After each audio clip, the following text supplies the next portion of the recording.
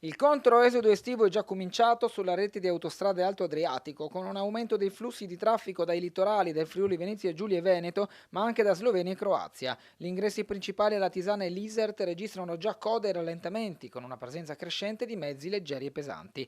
In particolare all'Isert l'afflusso dei camion provenienti da centro-est Europa è aumentato a causa della chiusura della prima parte della superstrada slovena H4, in manutenzione fino a novembre. Il blocco ha generato code fino a 5 km alla barriera di Trieste-Lisert. I numeri parlano chiaro: lunedì 18 agosto i transiti di mezzi pesanti hanno superato i 7.200, con un incremento di oltre 2.300 veicoli rispetto allo stesso giorno del 2024.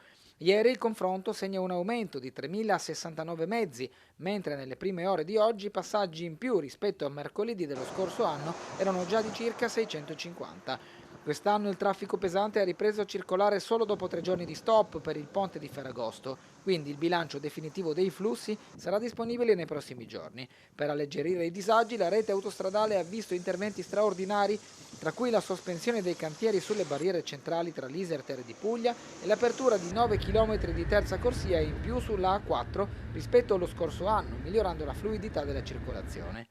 Sabato è previsto il picco del controesodo, con circa 190.000 transiti attesi su tutta la rete e oltre 30.000 veicoli in ingresso all'Isert. Per contenere il traffico, lo stop ai mezzi pesanti sarà in vigore dalle 8 alle 16.